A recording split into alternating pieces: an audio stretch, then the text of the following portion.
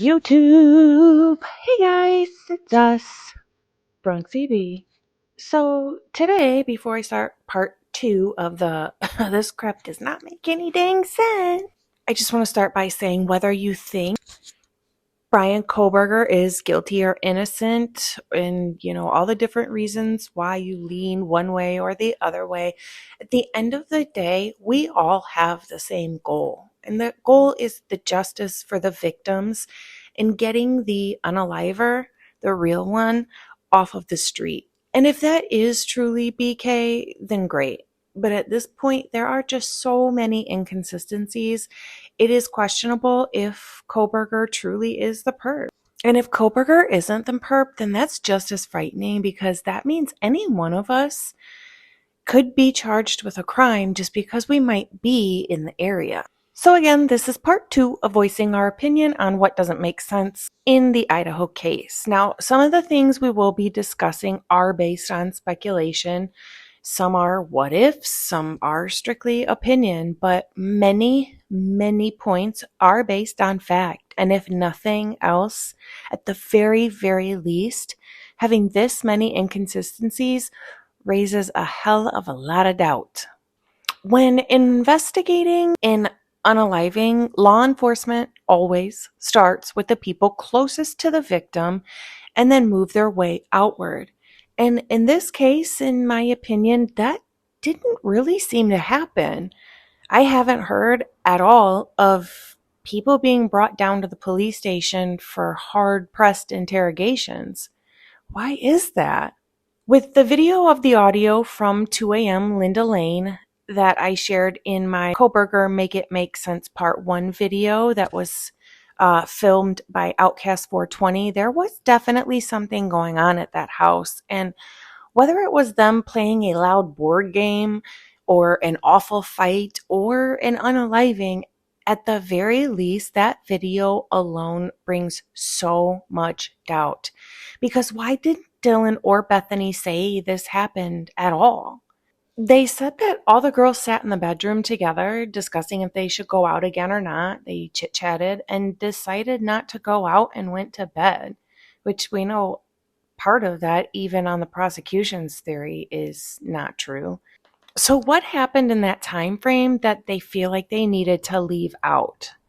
In a recent interview with Steve Gonsalves on the Drunk Turkey show, Steve said since this happened to his daughter, he's been working extensively with legislation to make it a law that over-the-road truck drivers must provide their fingerprints and DNA. So when crimes like these are committed, it gives law enforcement an upper hand or a better chance at solving the case. Finally, I can fairly positively say that may have been a fear at one point, that they weren't going to catch this guy. Yeah. I mean, we all hear about the truck driver or, the rambling guy who just comes through your town. You know how hard it is when somebody who's doesn't have any connections to your community. And this individual didn't have any he didn't have a history. He was just moved out there. Mm-hmm. So those are the hardest cases. I've become very obsessed with working with legislators over this, because I'm like, something long-standing that we can do to help these children, this happened to them, is we can pass some laws that can help, make it harder for somebody to come into our community and do something like this again. And one that's always been in the back of my mind, I've never worked on it, was just registering like truckers. If you're going to be an interstate trucker, you probably should have your fingerprints or something done into a system where, just because there's just so much, it's impossible to ask a local police officer to investigate some guy who comes into your community for a couple hours and you're never going to see him again. Yeah, 100%. What? That's what Steve Gonsalves is focusing on and investing his time in and is so interested in? Why? Brian Koberger was not a truck driver. How does this correlate at all with what happened to his daughter and these students? This is very, very strange thing to be pushing given the circumstances of this case. And speaking of driving, Brian Koberger is not from that area. He doesn't have any ties to that area or that community. He wasn't friends or acquaintances with them, nor friends of friends. He never had been in their house. He never looked them up on the internet. Prosecution claims he was stalking by driving by 1122 King Road repeatedly. What in the heck is driving by a house going to do for him? What, seeing if the lights are on or cars are outside in the driveway? That's not enough intelligence to successfully commit a crime of this caliber.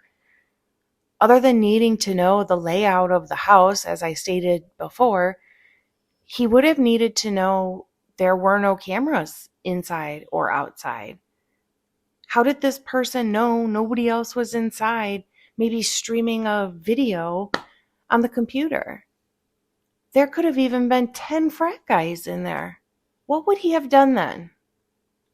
Or what if he actually brought a knife to a place where there's pew-pews? I could mention a ton of other things the perp would have needed to notice to successfully pull this off, which is why, in my opinion, the person who did this was either already there or was in the circle and knew of all these things, so they knew what they could and couldn't get away with, what time. As I said in part 1, Steve Gonsalves said Kaylee was beaten in the face so bad that she would have been unalived by that alone, had she not been unalived by sharp force. One punch from someone who has probably never been in an actual fight in his whole life is not going to do that kind of damage. Why didn't Brian have a swollen hand or messed up knuckles? It's even been said that he wore brass knuckles. Brass knuckles on top of gloves, don't even get me started. And I know that's just rumor, but seriously, his hands would have been noticeably swollen. The definition of an incel is involuntarily celibate, a member of an online community of young men who consider themselves as unable to attract women sexually, typically associated with views that are hostile towards women and men who are sexually active. He had an ex-girlfriend. He had this Asian woman that he worked with that was very interested in him. And recently he had a female at a party put her real number in his phone. I don't think that's an incel. When I think of an incel, I think of somebody who's never been sexually active, who has never been intimate with a female ever, who hasn't held hands or kissed, or when he asks her on a date, she says yes even. I don't really consider somebody who's had girlfriends and recently had a phone number put in his phone, a girl at work who really likes you, I don't consider that an incel. So after the crime was committed, obviously neither of the surviving roommates would be able to go back into their home. And it's been said that one of them moved just a couple houses down, directly up the street from King Road, literally still on King Road. And it made me think, as I try and put myself in their shoes, if there was a random man who came into my home that I saw and unalived a group of my friends, they haven't been arrested yet, and I'm a survivor, I would be terrified that he would be coming back for me. No way in hell am I moving a couple houses down. No way. That is pretty odd to me. Unless, of course, you know what happened and you feel safe to do that because you know there's not a random person out there who's unaliving 4 people in the middle of the night. Now, I might be very wrong on this, but I really have a problem and struggle with the fact that it seems as if there were very few actual items that were tested. I understand that there's been tests that came back positive for other men's DNA that are unknown for some ungodly reason.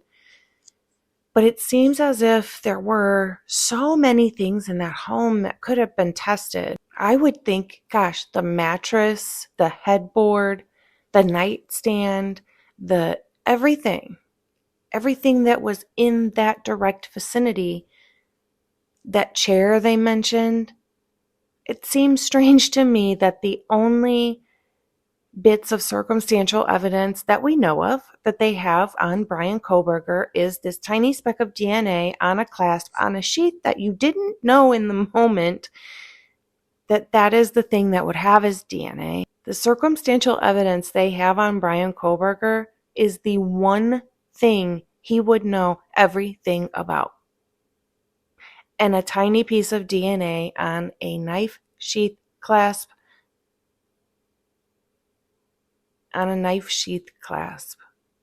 Bryan Kohberger is highly educated in cloud-based forensics.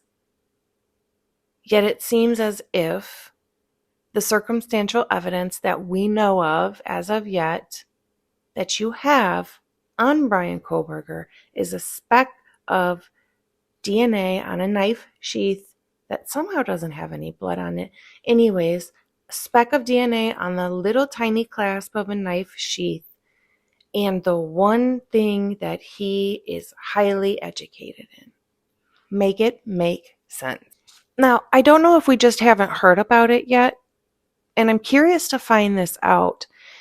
If only one weapon was used, and enter it into the first one, take it out, and then enter it into the second one, take it out, and enter it into the third one, and so on, you would have the BLOOD and DNA of the previous victim on the next victim. So victim 4 would have the BLOOD and DNA of the 3 previous. And if that didn't happen and they don't have that, that will tell me that more than one weapon was used.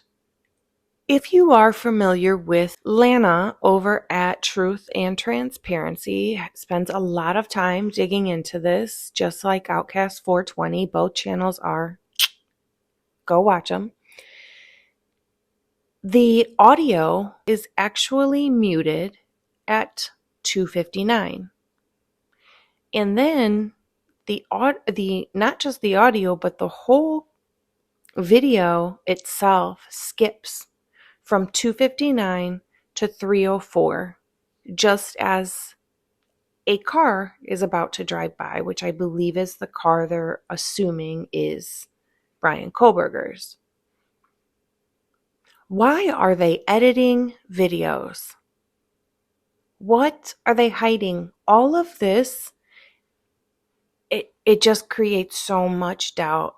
If there's nothing to hide, why are you muting videos? Why are you editing videos and taking out 5 minutes just as certain stuff happens?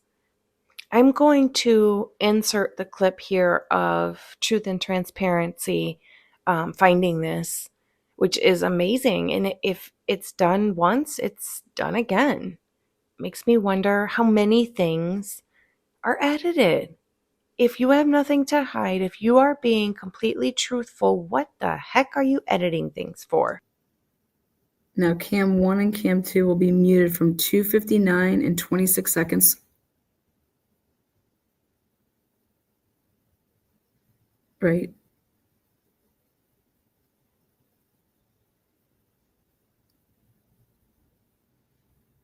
Now, you guys hear that?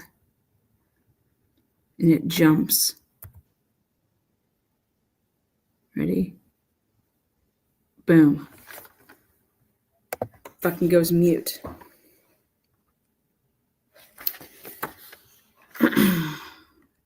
(2:59 and 38 seconds.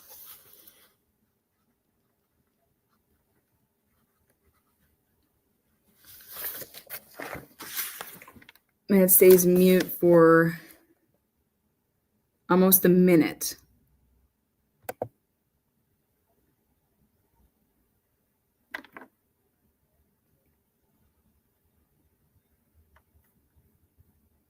Why? Why the fuck would that be mute, right?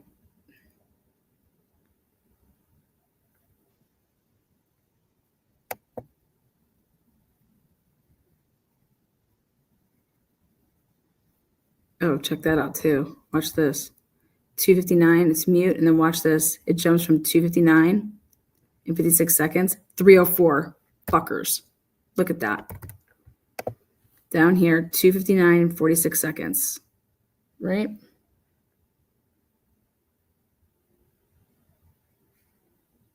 Sons of bitches. And then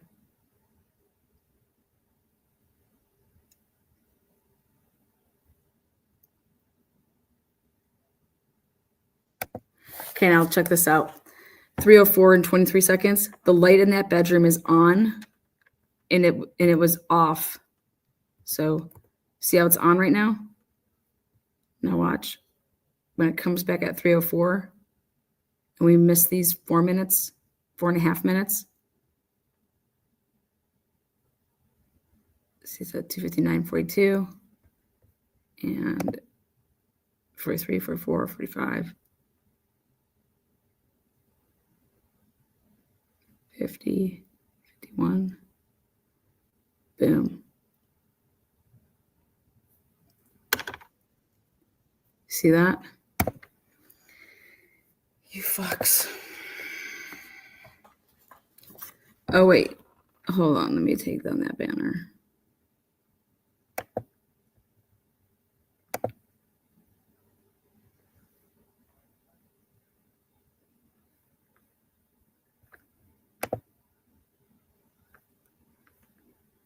So, again, right over here, pay attention to that bedroom window. See how it's on? And then it jumps 4 minutes, and when it comes back on, lights off. Somebody did the same thing that they did on the other one. They muted it too soon, so they separated the video and the audio. It wasn't done together. And when they separated it was off, like they muted it too soon. It's not line.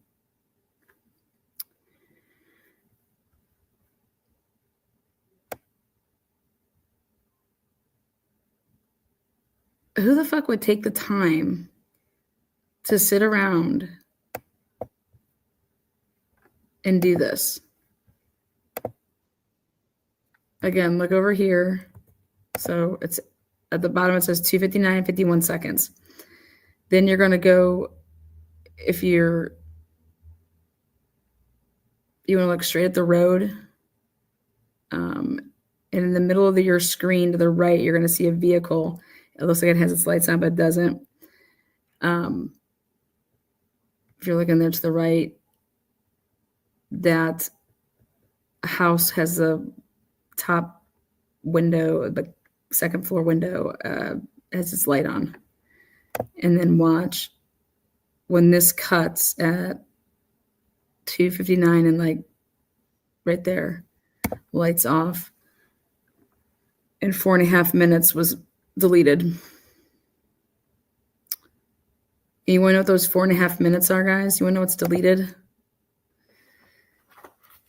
That's your vehicle. You know, in the body cam, how much time goes by before we see the vehicle where they're talking about, you got what, a Elantra looking car coming. And then what do you have leaving?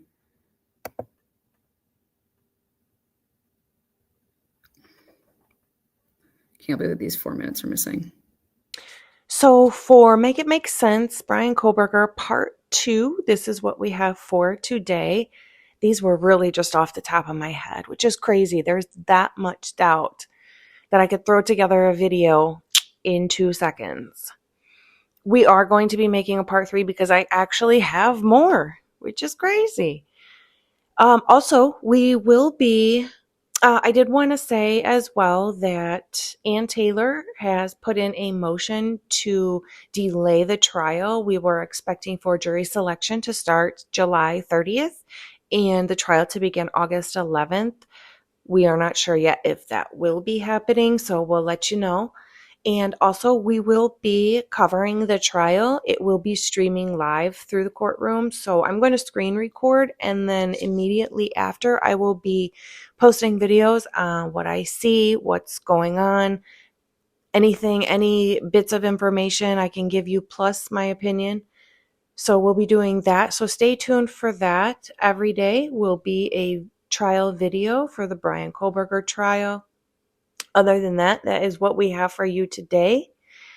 Thank you for joining Bronxy B. And as always, do something nice for yourself today. Be kind, but more importantly, be kind to your dog. Have a good night.